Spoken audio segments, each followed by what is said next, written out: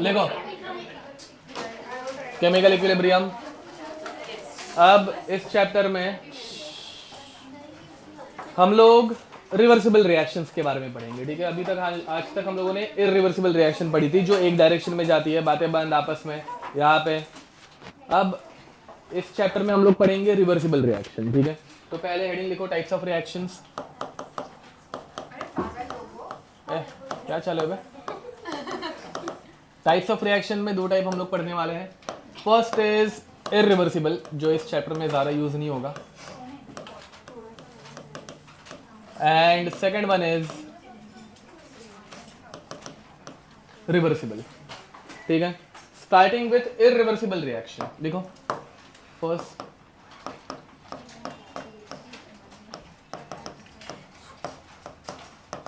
Now in case of irreversible reaction, कोई एक reactant है जो कि सिर्फ प्रोडक्ट में कन्वर्ट हो सकता है, means the reaction can only go in forward direction, इधर it can only go in forward direction, ठीक है। अब ध्यान दो अच्छे से। अब यहाँ पे होगा क्या, इसमें तुम लोगों को दो टाइप के क्वेश्चन आ सकते हैं। फर्स्ट ग्राफ में कॉन्सेंट्रेशन वर्सेस टाइम का ग्राफ, ठीक है। अब मुझे बताओ विद टाइम, बातें क्यों हो रही है पे, ध्यान दो ना यहाँ पे, तुम लोगों का ध्यान दो यहाँ पे, वो अभी तक बैग में से कुछ तो निकाल रही है। तो with time concentration of reactant बढ़ते जाएगा या कम होते जाएगा? कम होते जाएगा, क्योंकि रिएक्टेंट रिएक्ट करेगा ना बे, तो उसकी अमाउंट कम होते जाएगी।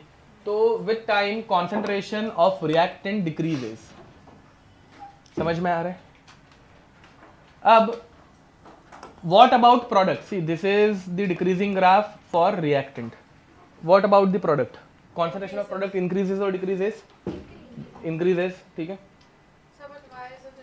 हेलो, अब कौन पूछा ये by the way chat question? Risha, वाह। हाँ, अब देखो इसमें ये कर्व लीनियर आ सकता है या फिर स्ट्रेट लाइन आ सकता है, ठीक है। मतलब decrease can be curve linear और in a straight line format, and it depends on nature of reaction, कि रिएक्शन कितनी फास्ट हो रही है।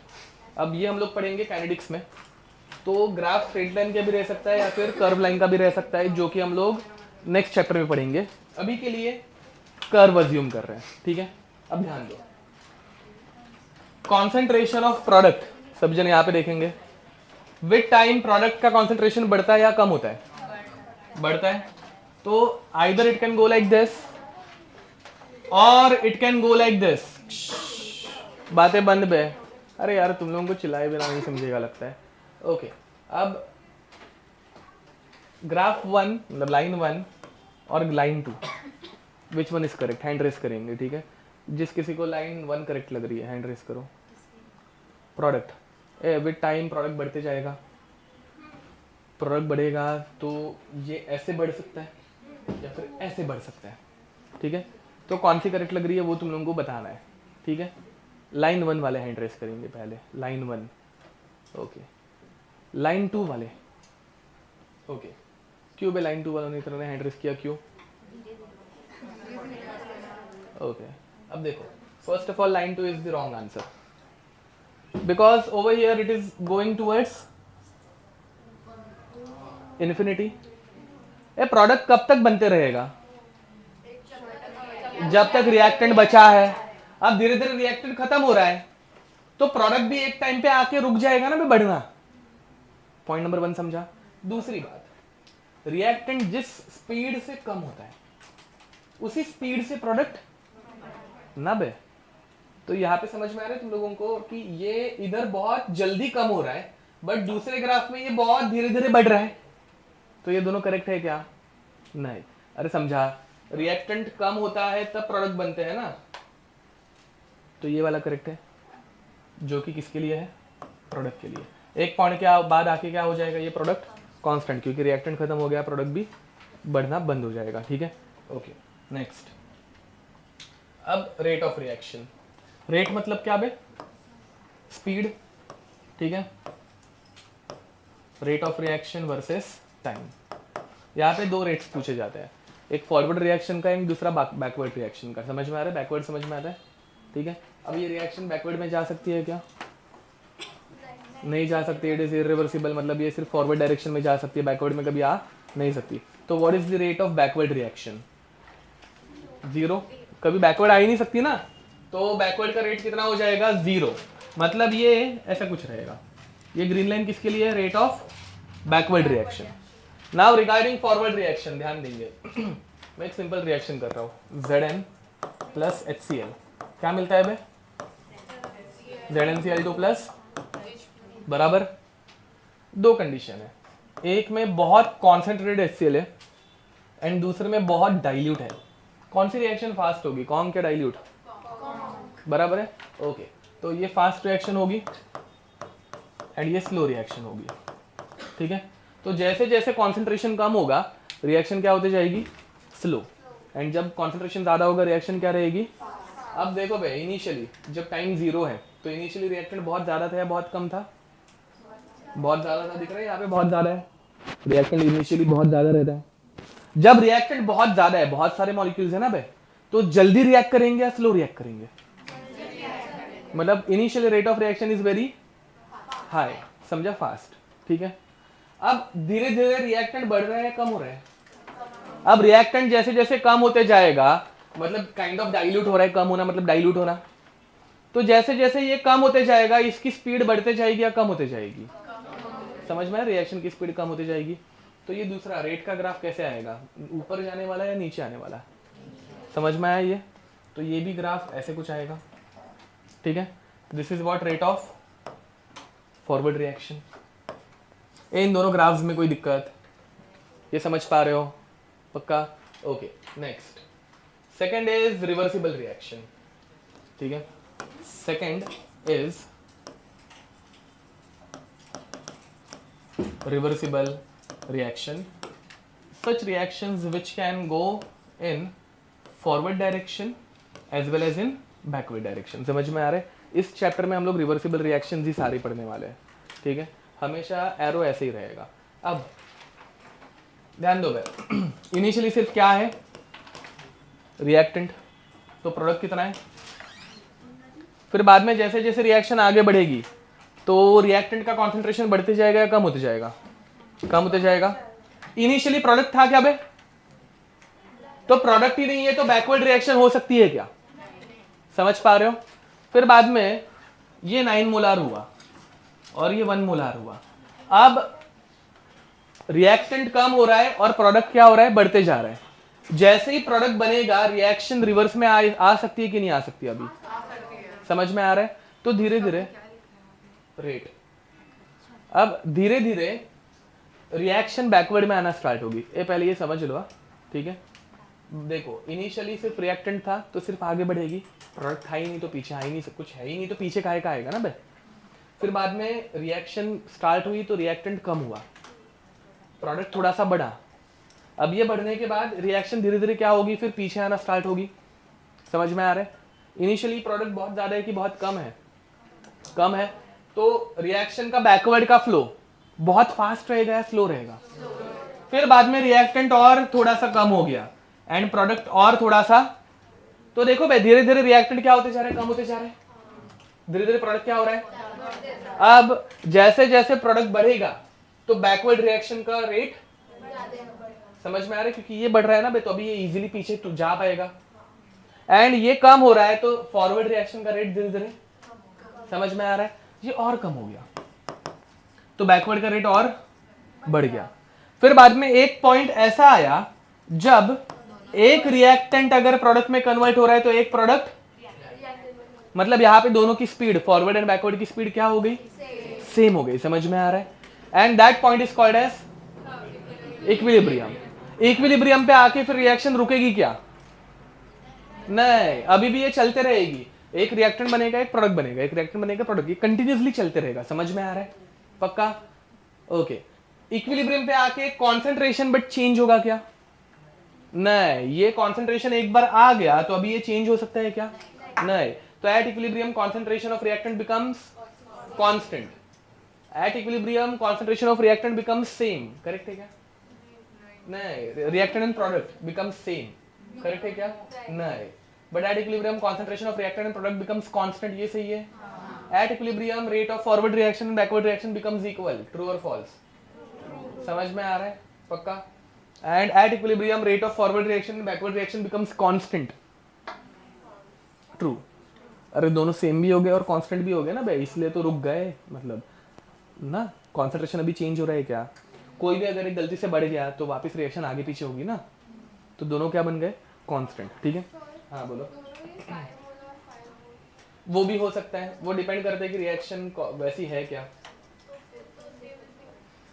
बट वैसे कोई रिएक्शन एग्जिस्ट नहीं करती एक्चुअल में, इसलिए। अब ध्यान दो भाई जरा यहाँ पे, तो यहाँ पे पहला ग्राफ ध्यान दो, कॉन्सेंट्रेशन वर्सेस टाइम। रिएक्टेंट पहले क्या था, बहुत ज्यादा या बहुत कम? बहुत ज्यादा। फिर बाद में with time it's concentration increases और डिक्रीजेस, तो ये ऐसे कम होगा, ऐसे आएगा कि नीचे? नहीं आएगा, क्यों नहीं आएगा? 100% तक नहीं जाता ना बे। इक्विलिब्रियम रिएक्शन कभी पूरी 100% हो सकती है क्या? क्यों नहीं होती, वापस पीछे भी आती है। तो यहाँ पे it can be like this, समझे? एंड प्रोडक्ट क्या होगा? It will be like this, समझे? जितना रिएक्टेंट कम हो रहा है उतना ही हमारा प्रोडक्ट भी बनेगा, इसमें कोई दिक्कत? यहाँ पे बहुत ज्यादा रिएक्शन हो रही है कि बहुत कम हो रही है? बहुत कम ना, मतलब रिएक्टेंट बहुत ज्यादा कंज्यूम हुआ क्या बे? नहीं। तो यहाँ पे एक्सटेंट ऑफ रिएक्शन, एक नया वर्ड, एक्सटेंट मतलब कितनी रिएक्शन हुई, एक्सटेंट ऑफ रिएक्शन, ठीक है। इसे हम लोग प्यार से बोलेंगे EOR। अब यहाँ पे एक्सटेंट ऑफ रिएक्शन कितना है, ग्रेटर देन 50% या लेस देन 50% रिएक्शन ना दिख रहा है? देखो भाई ये इधर बीच में किधर तो 50% है, उधर तक रिएक्टेंट पहुंच पा रहे हैं क्या? तो रिएक्शन 50% हो पा रही है? नहीं हो पा रही है। तो over here extent of reaction is less than 50%। उसी बदले दूसरी कोई रिएक्शन होगी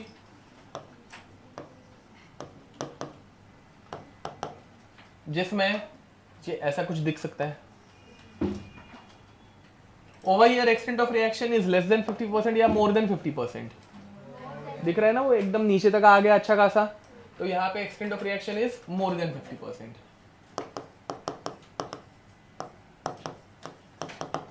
okay, which graph is for reactant, yellow है ग्रीन? येलो, समझ में आ रहा है? ये अपने को कैसे पता भाई कि ये रिएक्टेंट है? हाँ, पहले ज़्यादा है फिर कम है एंड रिएक्टेंट कम होते जाता है। ये क्या चालू है, समझ में आ रही है? ठीक है, ये लिख दो। अब देखो इसके ऊपर घटिया से क्वेश्चन आते हैं, रुको ना, देता हूँ टाइम, रुको ना, शांति शांति, ठीक है, रोते मत बैठो, रुको,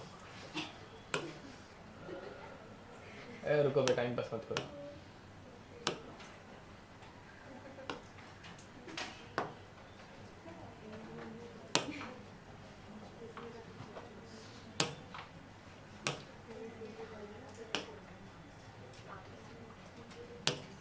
यार इंटरनेट स्लो चल रहा है इधर का, ऐसा क्यों?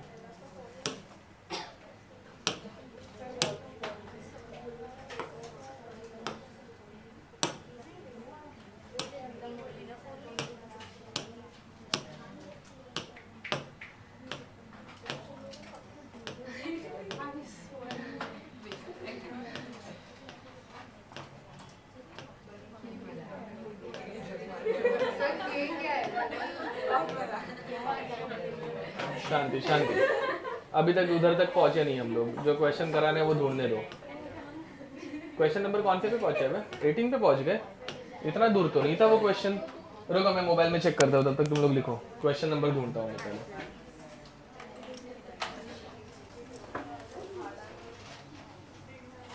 बिना बात किए सॉल्व करो भाई। हाँ, पता नहीं क्यों।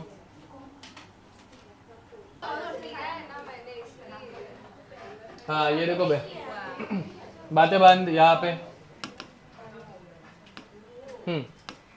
ठीक है, इनमें से कौन सा ग्राफ किसके लिए है, उतना ही तुम लोगों को क्वेश्चन आया हुआ है, ठीक है, शांति आराम से। अब फर्स्ट वाला आंसर अगर किसी को लग रहा होगा हैंड रेस कर सकते हो। नहीं, एक एक करके देखो। फर्स्ट वाला अगर किसी को लग रहा होगा तो हैंड रेस कर सकते हो, ठीक है। रिएक्शन दिखी ऊपर, नीचे ग्राफ समझा, ओके क्या नहीं समझा? अच्छा समझा नहीं इसलिए नहीं। हाँ अब फर्स्ट वाले के लिए कोई आंसर बोलना चाह रहे हैं? फर्स्ट वाला लग रहा है किसी को? सेकंड वाला?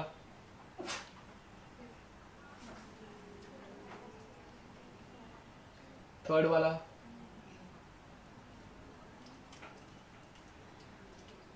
फोर्थ?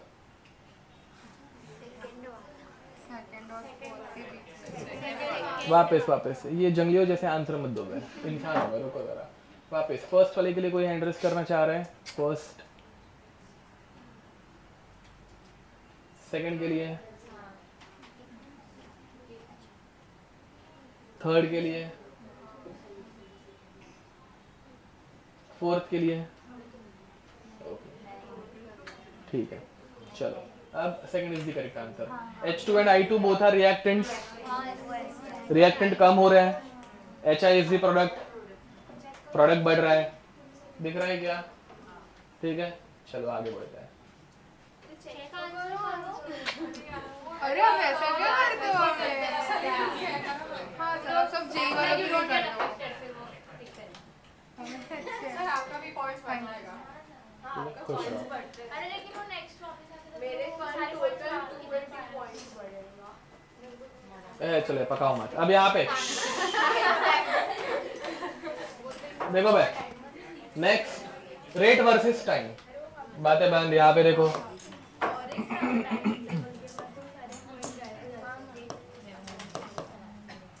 अब इनिशियली कौन सी रिएक्शन होती है, फॉरवर्ड या बैकवर्ड? तो initially rate of forward reaction is very high, and with time rate of forward reaction it will increase और डिक्रीज? डिक्रीज, ये कम होते जाएगा। ठीक है, उसी बदले इनिशियली प्रोडक्ट था क्या? तो प्रोडक्ट ही नहीं है तो रिएक्शन बैकवर्ड में आ सकती है क्या? नहीं, तो initially rate of backward reaction was 0। Product जैसे जैसे बढ़ते जाएगा तो रिएक्शन बैकवर्ड में आएगी, आ जाएगी, बराबर। ओके, तो कैसे होगा? देखो पहले रेट ऑफ फॉरवर्ड रिएक्शन कम हो रहा है, उसके साथ साथ रेट ऑफ फॉरवर्ड रिएक्शन बढ़ रहा है। एक पॉइंट आया जहां पे हाँ rate of forward reaction and backward reaction has become same, equal. समझ में आ रहा है? That point is called as equilibrium. ठीक है, तो ये हो गया equilibrium, and the time required to reach equilibrium is called as T equilibrium। ठीक है, लिख दो। हो गया लिख के? डन। अब नेक्स्ट, अब देखो भाई, तो हेडिंग लिखो equilibrium.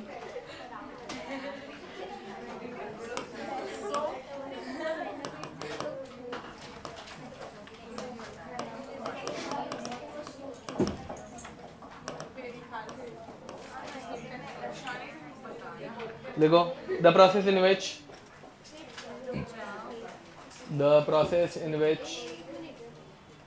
rate of forward reaction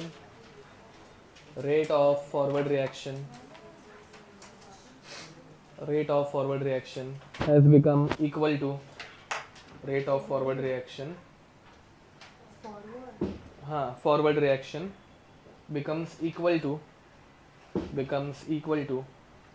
rate of forward reaction becomes equal to rate of backward reaction becomes equal to rate of backward reaction।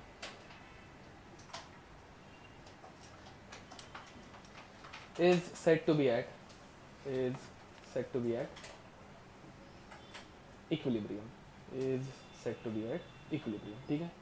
Okay, तो मीनिंग समझ में आ गया होगा, कोई दिक्कत? अब हेडिंग लिखेंगे types of equilibrium. Heading types of equilibrium.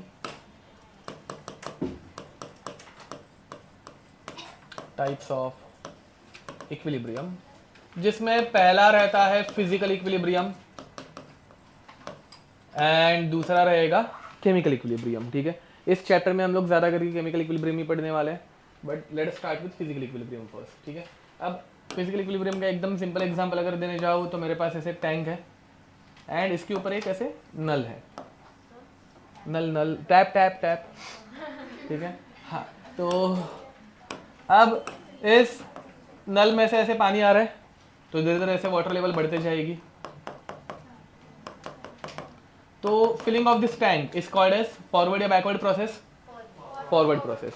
अब मैं टैंक के नीचे एक ऐसे छोटा सा होल कर दूंगा, दिख रहा है, एंड फिर मैंने टैप, बस बाद में फिलिंग ऑफ टैंक एंड ये ऐसे नीचे से पानी निकलना, इन दोनों का रेट सेम कर दिया। मतलब क्या, तो एक ड्रॉप अगर पानी ऊपर से आ रहा है तो एक ड्रॉप नीचे से जा रहा है, समझ में आ रहा है। तो now what has happened, forward reaction and backward reaction both have become same, समझ में आ रहा है। तो जिसकी वजह से the volume of water in tank will remain constant, so this process is said to be at, समझ में आ रहा है पक्का, ओके। ये टाइम पास एग्जांपल था। अब प्रॉपर एग्जांपल एक ध्यान दो। अब दूसरा एग्जांपल, इवेपोरेशन, ठीक है। देखो मेरे पास एक टैंक है, मतलब एक बीकर है लेट्स से, एंड बीकर के अंदर मैंने एक लिक्विड भर के रखा है, दिख रहा है लिक्विड, लिक्विड में ऐसे ऊपर मॉलिक्यूल्स उसके पड़े हुए हैं सरफेस पे, ठीक है। बीकर के ऊपर कुछ नहीं है, कुछ नहीं है मतलब बीकर के ऊपर क्या है बे? ऊपर in the sense water level के ऊपर क्या है? कुछ नहीं है मतलब क्या है? वैक्यूम है। कुछ नहीं का मीनिंग समझ में आता है, वैक्यूम, ठीक है। तो इनिशियली देयर वाज वैक्यूम। अब क्या होगा? कुछ मैंने बताया कौन सा एग्जांपल पढ़ रहे हैं, फिर भी नहीं समझ में आया। कुछ सुनते हो कि नहीं कि इवेपोरेशन होगा, इवेपोरेशन होगा, क्या होगा? इवेपोरेशन। वैसे ही नहीं रहेगा। अब ऊपर कुछ है क्या? नहीं। तो ऊपर की खाली स्पेस अभी कौन लेना स्टार्ट करेगा? वाटर के मॉलिक्यूल्स। कैसे लेंगे? वो ऐसे धड़ाधड़ ऊपर ऐसे जाना स्टार्ट करेंगे because there is an empty space. तो ये ऐसे बहुत फास्ट स्पीड से सारे वाटर मॉलिक्यूल्स क्या करना स्टार्ट करेंगे? इवेपोरेशन, ठीक है। एंड इवेपोरेशन से धीरे धीरे ऊपर की स्पेस क्या होने लग जाएगी? फिल होने स्टार्ट हो जाएगी। अब यहाँ पे ऐसे वाटर मॉलिक्यूल्स आ गए। Initial rate of forward reaction मतलब इवेपोरेशन वाज वेरी हाई, ये समझ में आ रहा है। अब ऊपर स्पेस भर गई है तो रेट ऑफ फॉरवर्ड मतलब इवेपोरेशन विल इंक्रीज और डिक्रीज। अरे ऊपर अभी जाने के लिए जगह है क्या? तो अभी वाटर मॉलिक्यूल्स ऊपर जा पाएंगे क्या? तो स्पीड बढ़ेगी या कम होगी? समझ में आ रहा है? आ रहा है ना, वहां पे भी शांति वही पढ़ा रहा हूं। अब बट जैसे ही ऊपर वेपर्स आ गई, वेपर्स है तो वापस वेपर्स में टेंडेंसी रहती है वो अक्यूमुलेट होना स्टार्ट होता है एंड फिर वो क्या करता है? कंडेंसेशन करता है। तो ऐसे एक एक मॉलिक्यूल नीचे भी आना स्टार्ट करेगा। फिर बाद में एक पॉइंट आएगा जब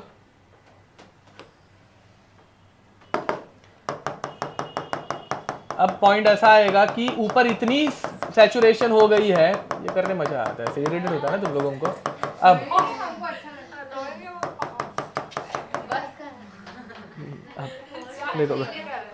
अब देखो ध्यान दो। अब एक पॉइंट ऐसा आएगा जब एक मॉलिक्यूल अगर ऊपर गया तो उसी टाइम पे एक मॉलिक्यूल ऐसे नीचे कंडेंस होके आ गया। This point is called as equilibrium. समझ में आ रहा है? ओके। तो इनिशियली किसका रेट आ रहा था बे? इवेपोरेशन का, कंडेंसेशन का? विद टाइम इवेपोरेशन का रेट बढ़ते जा रहा है, कम होते जा रहा है। एंड विद इनिशियली कंडेंसेशन का रेट कितना था? 0 था, क्योंकि कुछ था ही ना, वेपर ही नहीं थे तो कंडेंस खाए होंगे। फिर बाद में धीरे धीरे जैसे जैसे वेपर्स ऊपर गए तो कंडेंसेशन का रेट क्या होते जा रहा है? बढ़ते जा रहा है। And at equilibrium rate of evaporation and vaporization condensation becomes equal. समझ में आ रहा है? ओके। इनिशियली प्रेशर कितना था? 0 था। वैक्यूम का प्रेशर कितना रहता है? 0। धीरे धीरे प्रेशर क्या हो रहा है? बढ़ रहा है। इक्विलिब्रियम में क्या हो गया? मैक्सिमम हो गया एंड कांस्टेंट, क्योंकि इसके बाद बढ़ नहीं पाएगा ना भाई, एक ऊपर जा रहा है तो एक नीचे आ रहा है, तो वेपर्स ही नहीं बढ़ रहे हैं। समझा? ओके। अब इसका ग्राफ लिखो ना, कौन ना बोल रहा है? तो देखो यहाँ पे वही सेम रेट वर्सेस टाइम कैसे होगा? तो एक ऊपर से ऐसे नीचे आएगा एंड कांस्टेंट होगा, एक ऊपर से ऐसे नीचे आके कांस्टेंट होगा एंड चलेगा, ज़्यादा स्टीप हो गया। एंड हाँ तो करना है ना, एंड ऐसे एक नीचे से ऊपर जाएगा एंड कांस्टेंट होगा, ठीक है। ओके, येलो लाइन किसको बता रही है, कंडेंसेशन या इवेपोरेशन? इवेपोरेशन। इनिशियली इवेपोरेशन का ही रेट ज़्यादा था, ठीक है, तो this is rate of evaporation. And green line condensation, क्या रेट ऑफ कंडेंसेशन, ठीक है। अब इनिशियली, बाद में दूसरा क्वेश्चन ऐसा आ सकता है प्रेशर वर्सेस टाइम, ठीक है, pressure versus time. Initially pressure कितना था, 0 था, धीरे धीरे प्रेशर क्या हो रहा है, बढ़ रहा है, फिर बाद में क्या हो रहा है, कांस्टेंट हो रहा है। ये समझ पा रहे हो? इसमें कोई प्रेशर इनिशियली 0 था, फिर बढ़ते गया क्योंकि वेपर्स ऊपर जा रहे हैं, फिर बाद में कांस्टेंट हो गया क्योंकि ये वेपर्स का कॉन्सेंट्रेशन कांस्टेंट रह रहा है। समझ में आ रहा है? The pressure exerted by vapour phase of a liquid at equilibrium is called as VP. VP माने वेपर प्रेशर। विले पार्ले, वाह। ए चलो हो गया लिख के। अब नेक्स्ट बहुत मार खाएगी। हेडिंग लिखो, मतलब हेडिंग नहीं, सिर्फ डेफिनेशन लिखनी है। वेपर प्रेशर लिखो।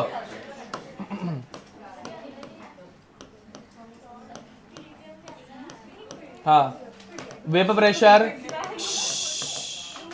वीपी, वेपर प्रेशर, इसकी डेफिनेशन लिख दो।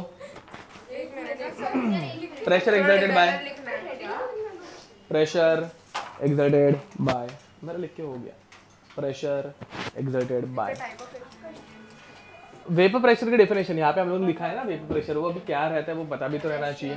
Pressure exerted by vapour phase of a liquid, pressure exerted by vapour phase of a liquid, vapour phase of a liquid at equilibrium, at equilibrium,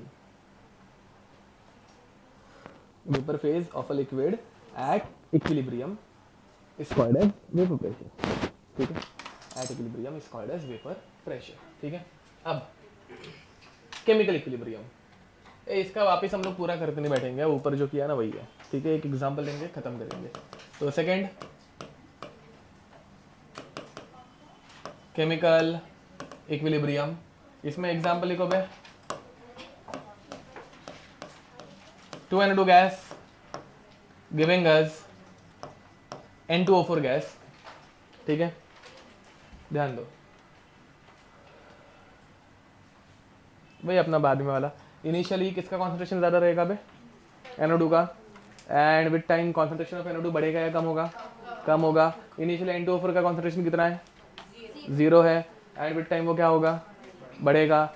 initially कौन सी reaction fast होगी, forward या backward, forward, and कौन सी reaction नहीं होगी, backward. फिर धीरे धीरे किसका रेट बढ़ेगा, बैकवर्ड का रेट बढ़ेगा। इक्विलिब्रियम पे दोनों का रेट सेम होगा। ये मुझे वापस लिखा के देने की, ग्राफ बनाने की जरूरत नहीं है। क्वेश्चन, इसका कलर रहता है ब्राउन, ब्राउन, हाँ ब्राउन, ब्राउन स्पेलिंग आती है ना, बट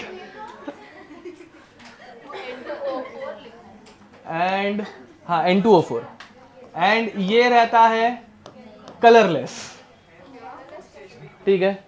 अब at equilibrium, at equilibrium colour of gas becomes, ठीक है, ए ब्राउन, बी कलरलेस, सी लाइट ब्राउन, हैंड रेस करेंगे सब जन, and D can not be determined. समझ में आ रहा है? ओके, हैंड रेस करेंगे। ऑप्शन ए किसको लग रहा है, ऑप्शन ए ब्राउन का ब्राउन ही रहेगा, ओके। ऑप्शन बी ब्राउन से कलरलेस होगा, उठाता हूँ, रुको रुको उठा दूंगा मैं। ऑप्शन सी, पहले इधर आंसर तो बताओ। ऑप्शन सी, ऑप्शन क्या ऐसे मरगल जैसे हाथ उठाते हो ऐसे एकदम दिख रहे भी नहीं है ऐसे। Option D, option D okay D कभी नहीं रहता, कैन नॉट बी डिटरमाइंड। ऐसा अगर रहेगा, हाँ वही तो ना, दोनों पे हैंड रेस किया था, तो ऐसा अगर रहता तो वो ऑप्शन मतलब एब्सोल्यूट नहीं तो क्वेश्चन ही देंगे ना भाई, कैन नॉट बी डिटरमाइंड रहेगा तो क्वेश्चन क्यों देंगे, ठीक है। तो ऑप्शन है सी, ठीक है, light brown. Why? Because at equilibrium both of them will exist. समझ में आ रहा है? तो दोनों रहेंगे तो हाँ, तो दोनों रहेंगे तो ब्राउन एंड कलरलेस दोनों मिक्स हो जाएंगे, ब्राउन की इंटेंसिटी थोड़ी सी कम हो जाएगी। समझ में आ रहा है? तो it will become light brownish. तो ये समझा, ठीक है, लिख दो। So, हमेशा वो बीच चलो, characteristics of equilibrium, point number 1 लिखो। Point number 1, at equilibrium rate of forward reaction is equal to rate of backward reaction. चलो भाई अभी फटफट ये खत्म करते हैं। Rate of forward reaction is equal to rate of backward reaction.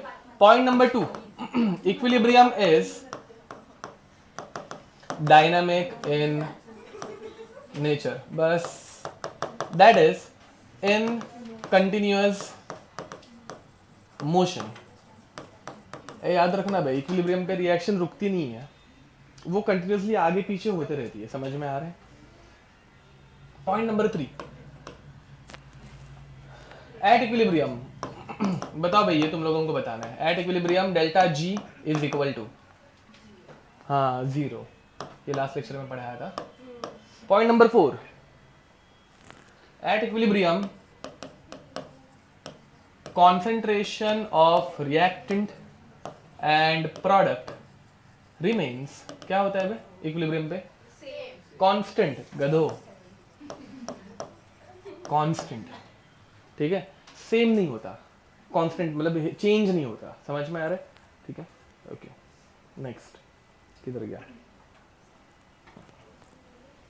Equilibrium can be achieved from any direction. Equilibrium can be achieved from any direction। इसका meaning समझो। देखो भाई, अगर तुम लोग NO2 लोगे तो वो N2O4 में कन्वर्ट होना स्टार्ट होगा, वैसे ही तुम लोग N2O4 लोगे तो वो NO2 में कन्वर्ट होना स्टार्ट होगा। मतलब इधर से भी आगे जा सकता है तो इक्विलिब्रियम आएगा, और यहां से शुरू करेंगे तो पीछे आएंगे तो भी इक्विलिब्रियम ही आएगा। समझ में आ रहा है? तो it can be achieved from any side. Next, अब इसके बाद 6th, ये इंपॉर्टेंट है, इक्विलिब्रियम इज डिस्टर्ब्ड। इसके ऊपर क्वेश्चन भी आते हैं लीच चैटलेस प्रिंसिपल के, जो हम लोग इस चैप्टर में एंडिंग में पढ़ेंगे, लास्ट टॉपिक में। मतलब equilibrium is disturbed by change in concentration, pressure, temperature, ठीक है, एंड वॉल्यूम, ठीक है। एंड पॉइंट नंबर 7 जो कि कैटलिस्ट के ऊपर है, तो 7 जिसके लिए 3 लाइन तो छोड़ देना एंड फिर लिखना कैटलिस्ट। मतलब अभी के लिए पॉइंट नहीं लिख के दे रहा हूँ, पहले एक्सप्लेन कर रहा हूँ। ये देखो, इसमें पॉइंट नंबर 6 चैप्टर के एकदम एंडिंग में एक्सप्लेन होगा, अभी नहीं करने वाले हैं, वो बहुत बड़ा टॉपिक है, वो बाद में करेंगे। पॉइंट नंबर 7 पहले एक्सप्लेन कर रहा हूँ, फिर लिखा के दूंगा। बाकी सारे पॉइंट्स हम लोग पहले से देख के हो चुके हैं, तुम लोगों को समझ में आ गया होगा, ठीक है, ओके। बोलू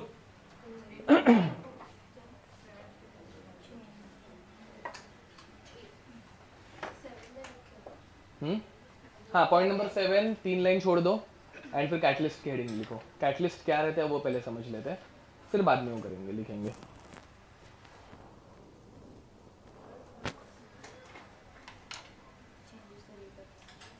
बता दो, बोलू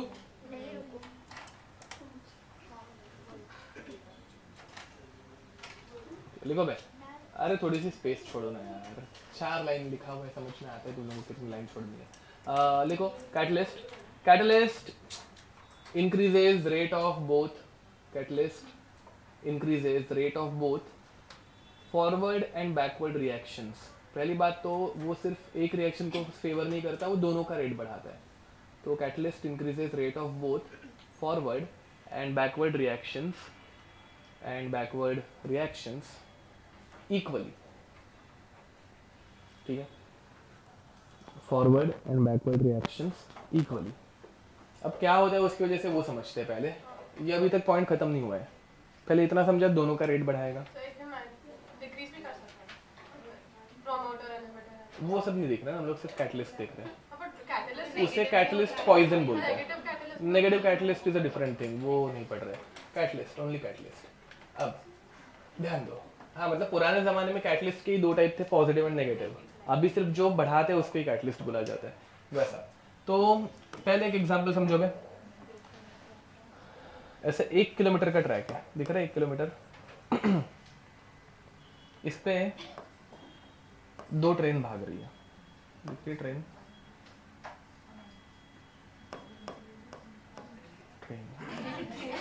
क्या हमारे गांव की ट्रेन ऐसे ही दिखती है साले एकदम।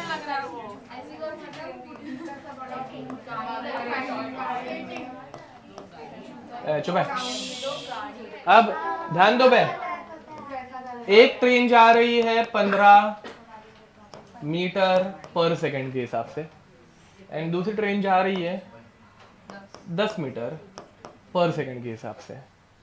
How much time it will take to collide? दोनों ट्रेन, हाँ फिजिक्स का क्वेश्चन है तो क्या मतलब देंगे नहीं क्या, आंसर करो चलो। कितने टाइम में वो कोलाइड होंगी बे? 40 सेकेंड्स में। इतना आता है क्या फिजिक्स? दोनों अपोजिट साइड से जा रहे हैं तो दोनों की वेलोसिटीज ऐड करेंगे, 15 + 10 25, 25 मीटर पर सेकंड के हिसाब से भाग रहे हैं, 1000 मीटर जाना है तो 1000/25, आंसर आएगा 40। ये समझा? After 40 seconds they'll meet at which point from train A? Train A से कितने पॉइंट पे, कितने डिस्टेंस पे वो मीट करेंगे?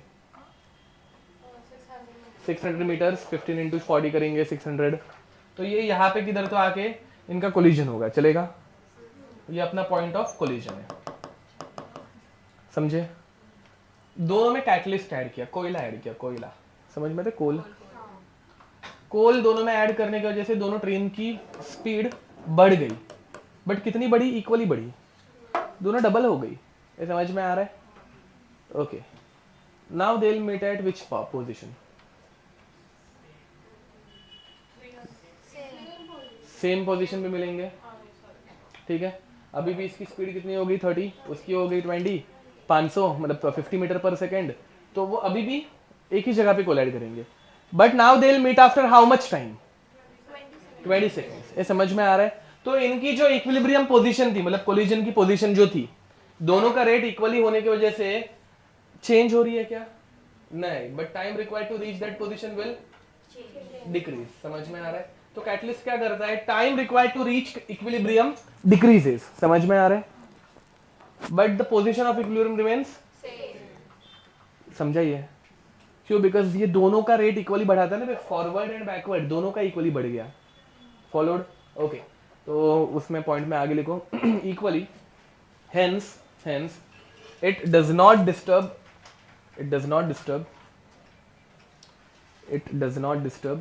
position of equilibrium, but it decreases the time required to reach the equilibrium, ठीक है? It decreases the time required to reach the equilibrium, same to same, ठीक है? तो देखो बे, इसमें अगर रेट वर्सेस टाइम का ग्राफ आया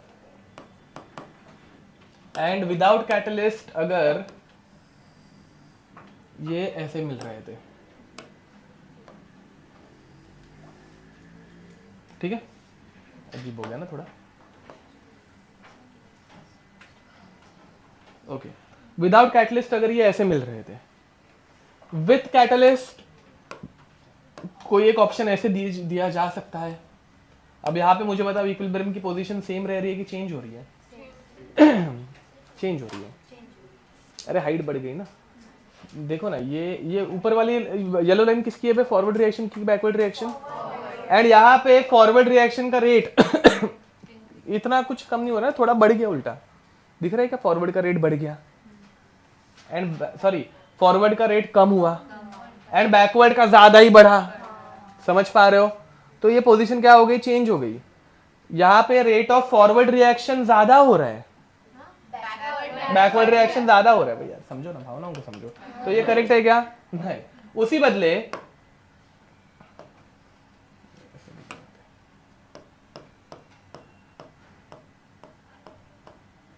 अब rate of forward and backward reaction change हो रहा है क्या?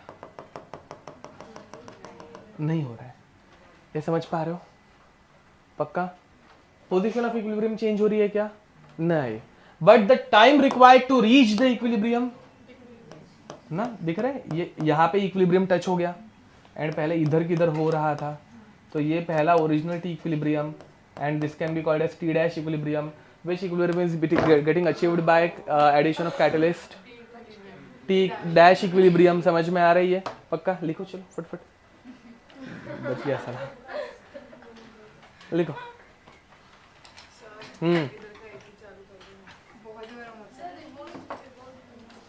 Oh shit. कैसे चमन हो रहा है तुमको। चलो लिखो लॉ ऑफ मास एक्शन। हो गया अभी बट अब लिखो लॉ ऑफ मास एक्शन। अभी चैप्टर थोड़ा स्टार्ट हो रहा है, लिखो लॉ ऑफ मास एक्शन, लिखो। अब लॉ ऑफ मास एक्शन बहुत सिंपल है। अब कोई भी अगर रिएक्शन रहेगी, तुम लोगों को पहले लॉ लिखना है, आगे का लिखो मत ये, बट स्टिल मैं जस्ट थोड़ा सा बता रहा हूँ। ए प्लस बी ये लिखना मत, giving us C plus D, ठीक है। अब इसमें दो चीज़ें हो रही है, फॉरवर्ड एंड बैकवर्ड। बातें बंद, ध्यान दो यहाँ पे। तो एक रहेगा रेट ऑफ फॉरवर्ड रिएक्शन, दूसरा रहेगा rate of forward reaction depends on A B या सी डी। ए बी बराबर, ए बी अगर ज्यादा होगा तो रिएक्शन फॉरवर्ड में ज्यादा जाएगी। Rate of backward reaction depends on C D. समझ में आ रहा है? पक्का? ओके, उतना ही लॉ है। चलो लिखते हैं।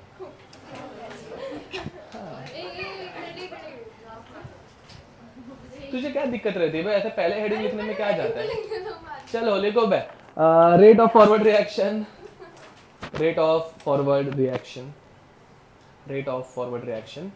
is directly proportional to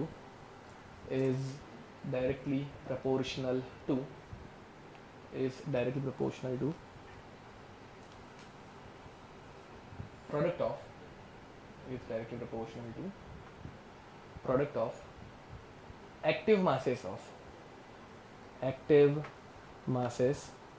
bracket में लिखना, product of active masses bracket में लिखना, concentration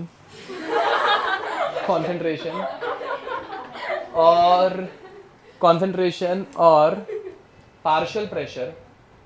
एक्टिव मासेस ब्रैकेट में लिखना concentration और पार्शियल प्रेशर और मोल फ्रैक्शन। पार्शियल प्रेशर और mole fraction bracket complete. Active नहीं गाय है। Product of active masses of partial pressure और मोल फ्रैक्शन, रुको भाई, और mole fraction bracket complete, mole fraction bracket complete of reactants. ये पहले और था, अभी ऑफ है। Of reactants and rate of backward reaction is directly proportional to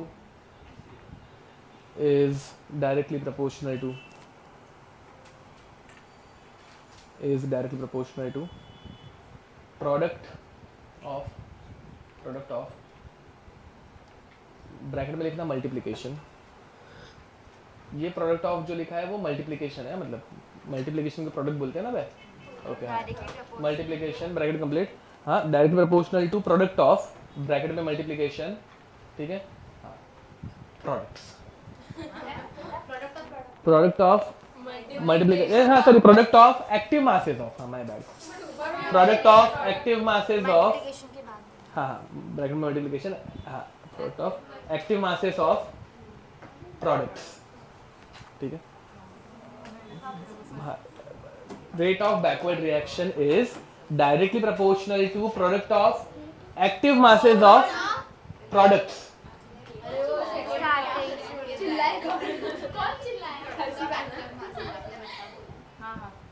of reactants and rate of backward reaction is directly proportional to product of active masses of products.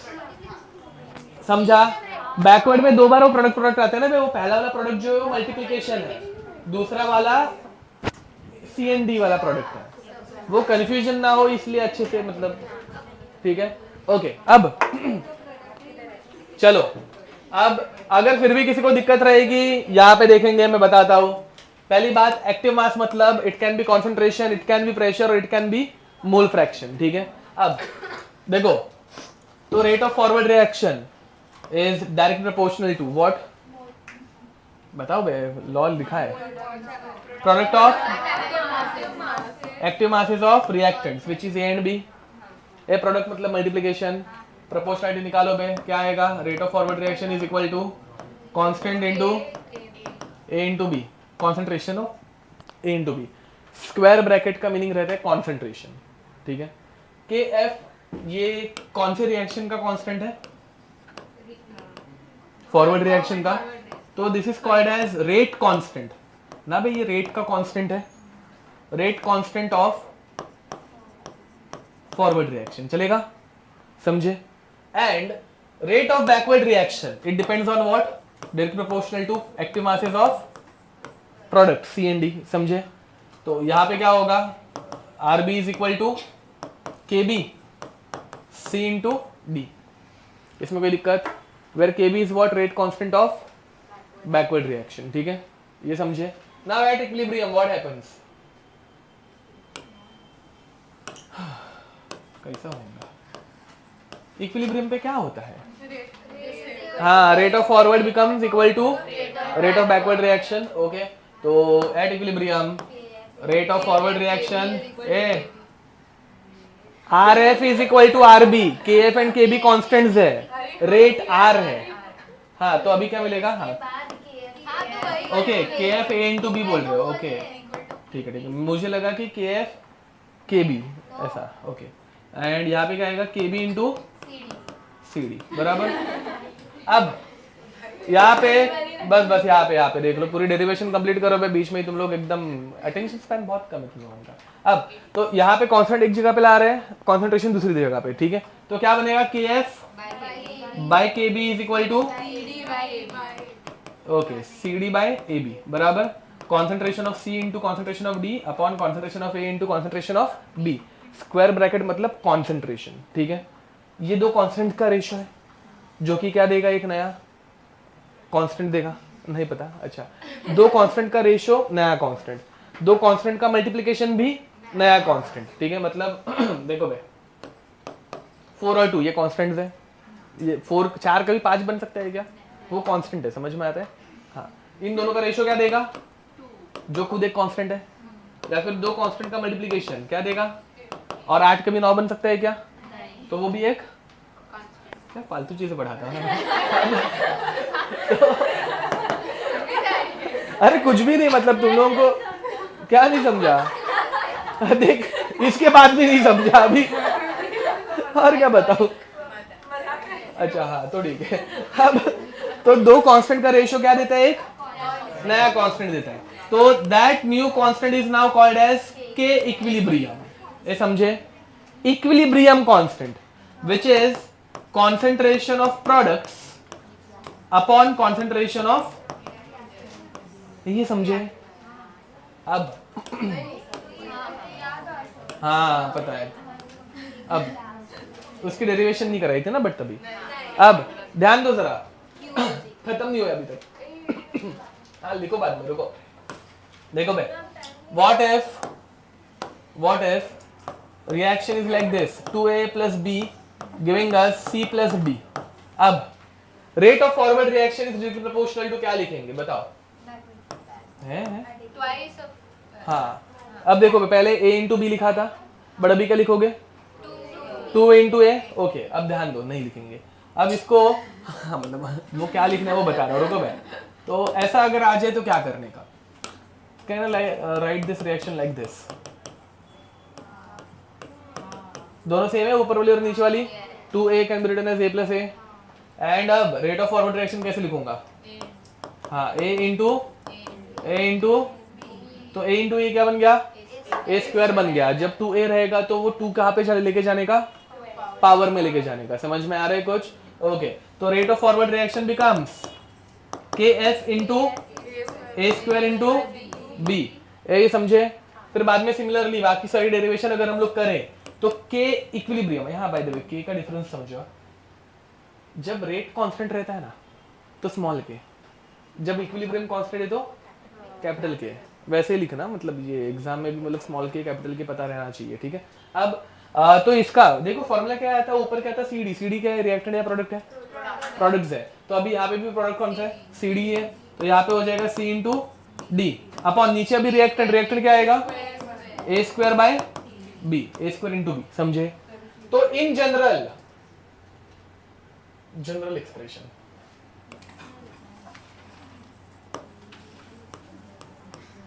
अब अगर general reaction आ गई a moles of a plus b moles of b giving us c moles of c plus d moles of d. सब जन अभी इसका answer बताएंगे बे. तो इसके k इक्विलिब्रियम के एक्सप्रेशन क्या लिखेंगे? गलत, वहां पे खत्म हो गया.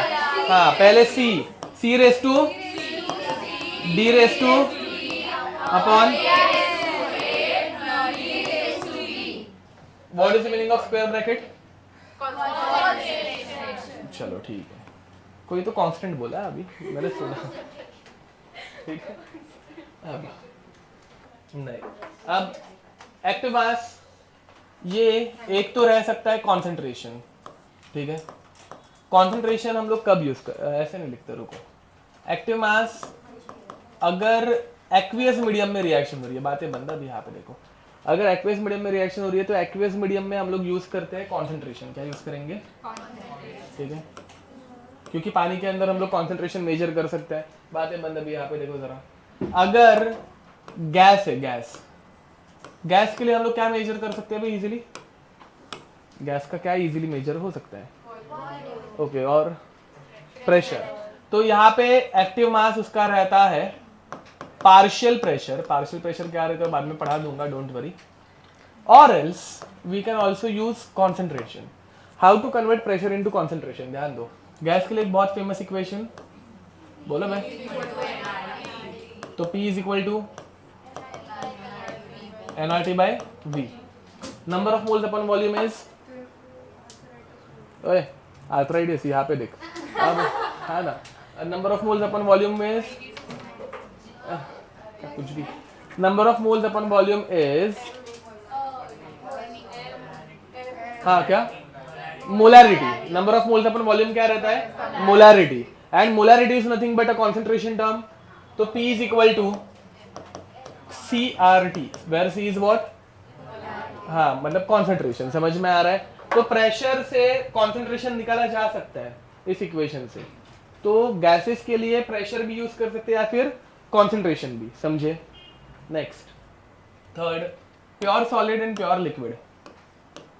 प्योर सॉलिड और प्योर लिक्विड. ठीक है. Pure solid and pure liquid के केस में मुझे बताओ भाई, अगर मैं तुम लोगों को नमक दूं NaCl घर में जो रहता है, ठीक है, एंड बोलो इसका कॉन्सेंट्रेशन बताओ कितना है? नमक का कॉन्सेंट्रेशन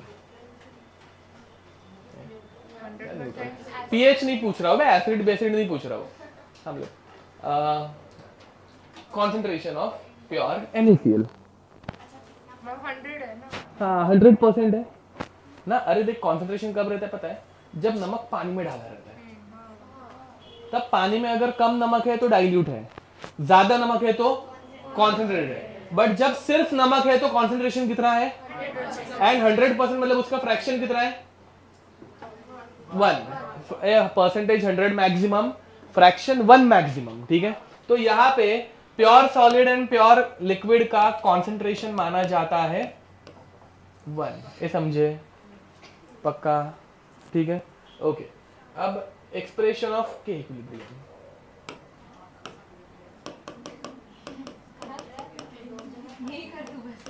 बस भाई, एक्सप्रेशन ऑफ के equilibrium for such reaction. A moles of A plus B moles of B giving us C moles of C plus D moles of D. ये बातें बन गए. देखो अब देखो पहला आता है इन टर्म्स ऑफ कॉन्सेंट्रेशन. ठीक है, इन टर्म्स ऑफ कॉन्सेंट्रेशन उसे बोला जाता है के सी. ये समझ में आ रहा है? के equilibrium in terms of concentration के सी. तो के सी की इक्वेशन क्या बनेगी? तो K C becomes concentration of C raise to C, D raise to D, A raise to A, B raise to B. ठीक है, in terms of partial pressure. Second is in terms of partial pressure. इसको partial pressure के terms में बोला जाता है KP. KP की expression भी same to same. KP is equal to partial pressure of C raise to C, partial pressure of D raise to D upon partial pressure of A raise to A and partial pressure of B raise to B. ये समझ में आ रहा है? There is one difference. KC में कौन सा bracket है? स्क्वायर ब्रैकेट किसके लिए यूज होता है? केपी में नॉर्मल. तो प्रेशर का पी लिखा हुआ है. समझ में आ रहा है? ओके. एंड सिमिलरली एक रहता है in terms of mole fraction. ये कभी यूज नहीं होगा बट स्टिल बता देके रख रहा हूँ. इन टर्म्स ऑफ मोल फ्रैक्शन जिसे बोलने का के शाई. ठीक है, शाई याद है ना भाई, मोल फ्रैक्शन का सिंबल. तो K chi is mole fraction of C raise to C, mole fraction of D raise to D, mole fraction of A raise to A and mole fraction of B raise to B. समझे? And last in terms of concentration and partial pressure जिसे बोलते हैं के PC. मतलब कुछ चीजें partial pressure के terms में है एंड कुछ चीजें कॉन्सेंट्रेशन के टर्म्स में. समझ में आ रहा है? तो ये डिपेंड करते हैं कि क्या कैसे दिया हुआ है. तो K PC partial pressure of C raise to C. Let us say दूसरा कॉन्सेंट्रेशन दिया है डी का, तो डी रेस टू डी. नीचे है partial pressure of A raise to A and दूसरा है concentration of B raise to B. समझे? मतलब कुछ प्रेशर है, कुछ कॉन्सेंट्रेशन है. पहले फर्स्ट एंड सेकंड यही दो हम लोगों को यूज करने हैं, बाकी सब टाइम पास है. ठीक है, उनके ऊपर क्वेश्चन कभी आते नहीं है, नीट में तो आएंगे भी नहीं. ठीक है, ओके. लिखो थर्ड एंड फोर्थ रहता है बट एग्जाम में क्वेश्चन नहीं आते क्या? शायद हो गया हो गया.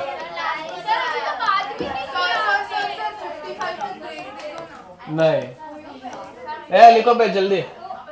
अब write expression of KP and KC. बातें बंद. यहाँ पे देखो तो फर्स्ट N2 गैस प्लस बातें बंद अभी 3H2 गैस ए last benches giving us 2NH3. ठीक है, वहाँ पे सेकंड लास्ट बेंच शरीर की बाजी वाली, इसका नाम मैं भूल गया, क्या है नाम? स्वरा.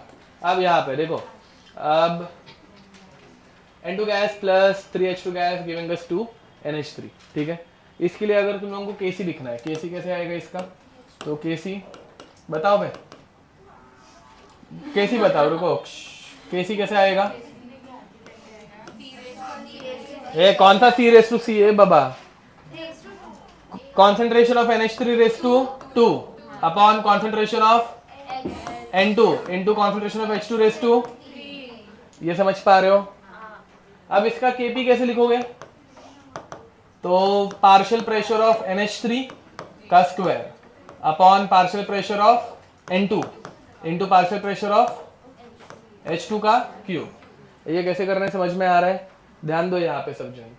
पहले वाला बाद में तुम लोग लिख सकते हो भाई, तुम लोगों को समझ में नहीं आता मतलब क्या देखना चाहिए क्या नहीं. अब सिमिलरली ऐसा अगर कुछ आ जाए CaCO3 solid giving us CaO solid plus CO2 gas. अब इसका केसी कैसे लिखेंगे बताओ? Concentration of CaO into concentration of upon concentration of. Okay, exam में ऐसे लिख के मत आना. Concentration of CaO is 1 and concentration of CaCO3 is 1. Why?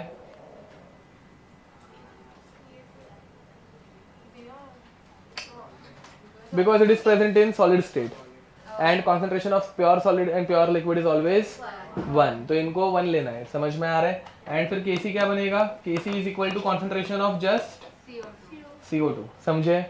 Next KP, KP क्या आएगा? पार्शियल प्रेशर ऑफ एंड नहीं, तो CO2 is the only gas, gas pressure exert करती है, सॉलिड्स एक्सर्ट नहीं करते, तो केपी की एक्सप्रेशन यहाँ पे सिर्फ इतना ही आएगा। समझ में आ रहा है? Partial pressure of CO2। Next, अब वैसे ही और एक example, H2O liquid giving us H2O gas, ठीक है। इसका केसी तुम लोग लिख लोगे अभी, ये भी प्योर लिक्विड है, तो केसी क्या आएगा? सिर्फ और सिर्फ कॉन्सेंट्रेशन ऑफ H2O गैस। ये समझ पा रहे हो? लिक्विड कॉन्सेंट्रेशन 1, लिखने की जरूरत ही नहीं। केपी प्रेशर कौन एक्सर्ट करता है, गैस या लिक्विड? तो ये क्या होगा? Pressure of H2O gas. समझे? Pressure exerted by a vapour phase of a liquid at equilibrium is called as vapour pressure. क्या बोलते हैं उसको? Vapour pressure. तो ये जो प्रेशर ऑफ H2O गैस है उसे हम लोग बोलते हैं वेपर प्रेशर। तो यहां पर Kp is nothing but vapour pressure of H2O। समझे? ऐसे अभी इसके बाद वाले एग्जांपल तुम लोग खुद से कर पाओगे? करो। तो थर्ड हो गया ये।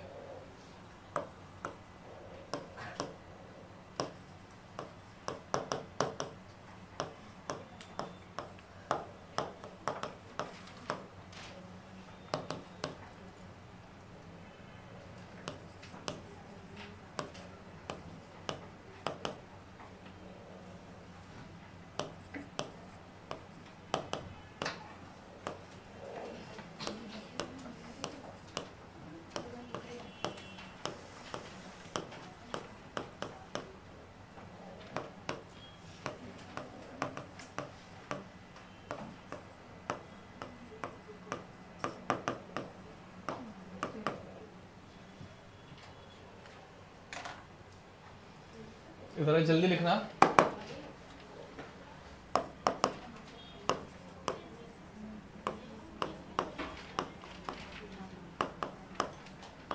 एंड फिजिकल केमिस्ट्री में तुम लोगों को ये सारी रिएक्शन एग्जाम में हमेशा दी हुई रहेंगी।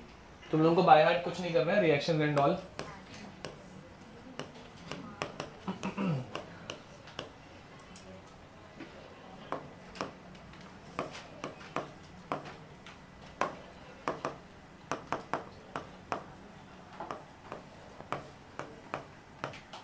ठीक है, और ऐसे बहुत सारे रिएक्शन दे सकता हूँ, बट ठीक है, इतनी सफिशिएंट है आई गेस। करो। अरे हाँ, एक रिएक्शन फिर भी आनी चाहिए वो।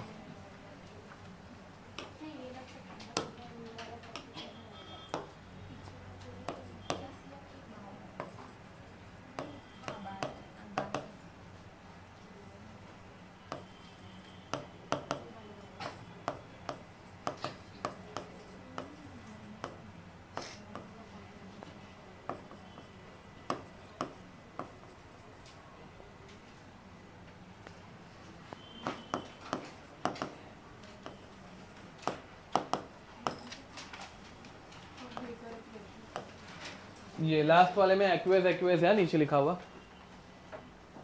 करो।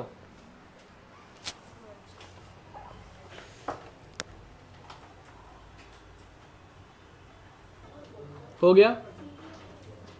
ओके, इसमें से कौन सा सॉल्व करके चाहिए?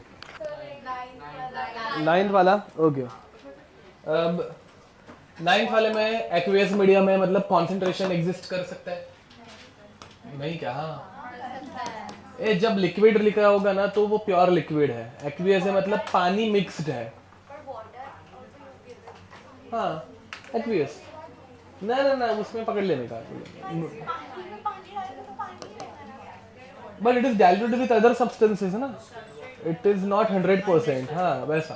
तो यहाँ पे आएगा CH3COO C2H5 into H2O upon CH3COH into CH3 नहीं क्या, C2H5OH। ठीक है, Kp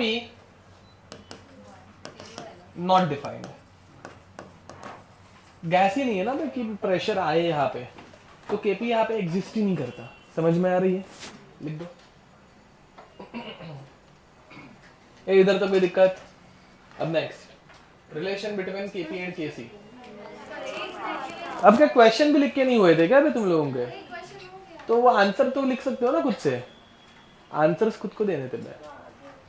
ओके हेडिंग लिखो, relation between KC and KP.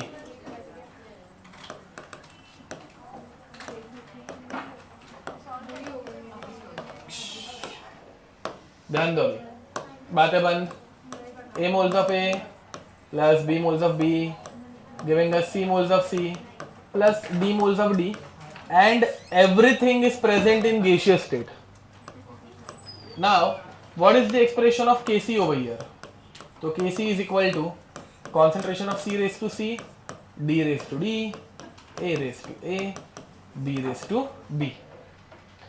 Kp partial pressure of C raised to C, PD raised to D, PA raised to A, and PB raised to B. ये समझ पा रहे हो? ठीक है, अब हम लोगों को क्या करना है, Kp एंड Kc इनमें रिलेशन निकालना है। ठीक है, ए रुको बे, बाद में पहले ये देख लो ना, बाद में मुझे बताया करो पंखा वंखे का। अब यहाँ पे देखो, अब यहाँ पे तुम लोगों को Kc एंड Kp के बीच का रिलेशन निकालना है। तो let's find relationship between pressure and concentration. ठीक है, तो देखो for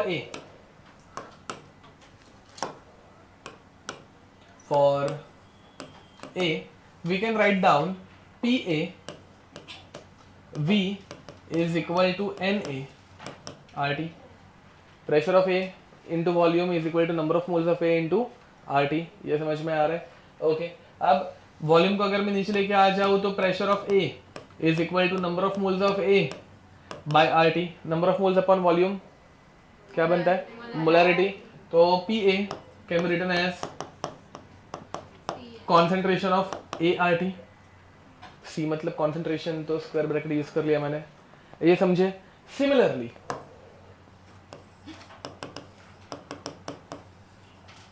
we can write down PB is equal to concentration of BRT, PC is equal to concentration of CRT, and PD is equal to concentration of DRT. समझे?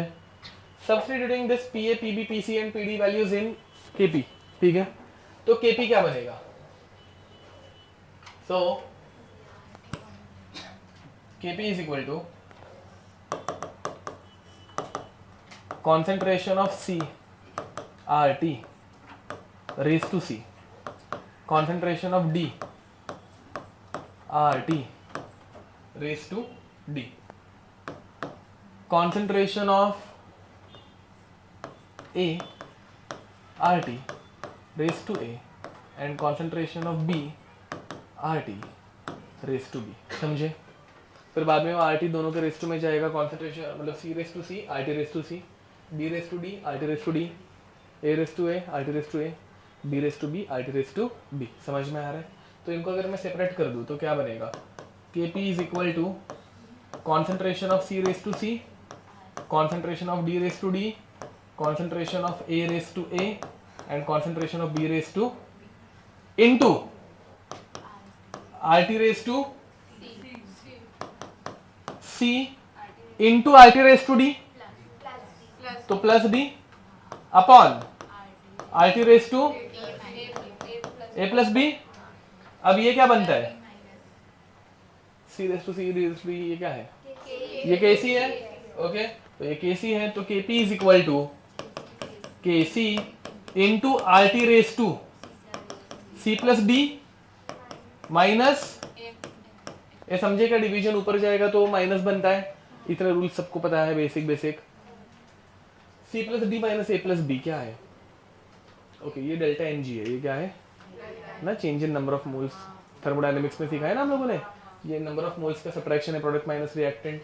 तो final formula बनता है Kp is equal to Kc into RT raise to delta Ng।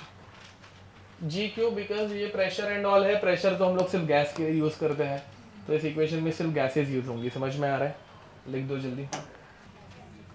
चलो, बहुत time हो गया। Option A, तुम लोगों को ऑप्शंस नहीं लिखना है, बाय द वे तुम लोगों को करेक्ट आंसर लिखना है, बात खत्म करनी है। ठीक है, नहीं तो एडे जैसा ऑप्शन लिखते बैठोगे। Option A, option B, option C. अच्छे से हैंड रेस करो, अब मुझे बाद में समझेगा नहीं। And option D.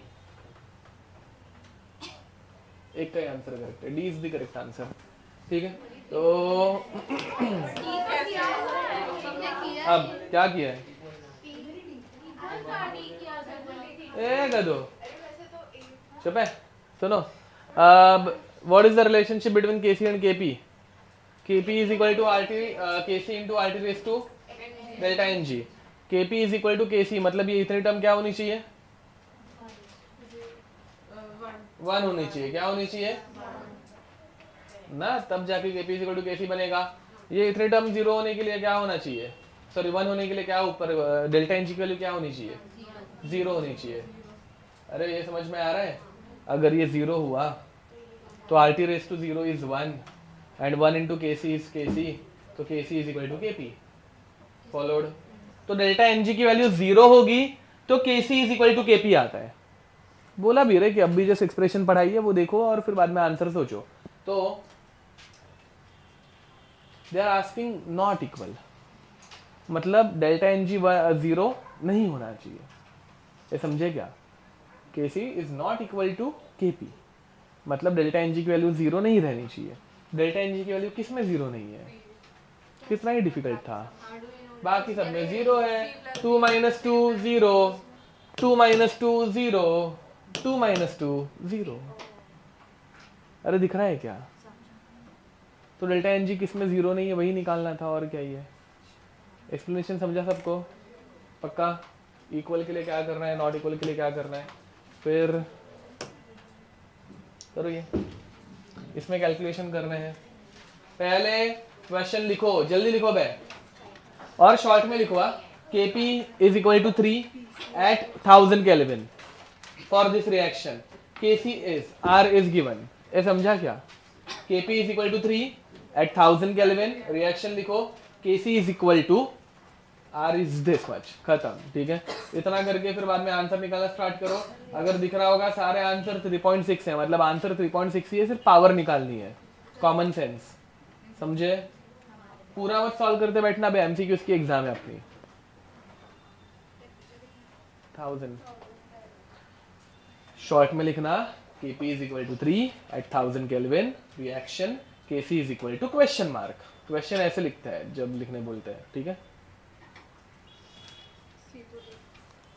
अब यहाँ पे क्या दिया था उधर, मैं भूल गया। Kp दिया हुआ है, Kc पूछना है, तो पूछना मतलब निकालना है। तो Kc is equal to Kp upon RT raised to delta Ng।